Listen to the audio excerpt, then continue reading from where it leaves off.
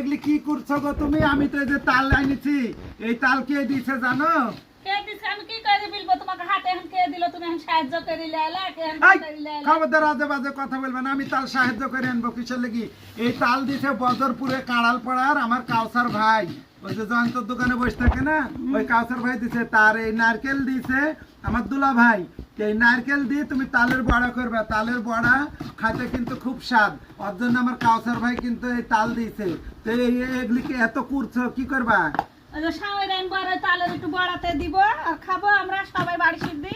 এত খাওয়া লাগবে, সামোয়ার আনবে বলে, আমার তালের বড়াও বানাবে বলে। ভাই এই মেয়ের কার্যকলাপ দেখেছেন? এগুলি কি বলছে, এত খাওয়া লাগে?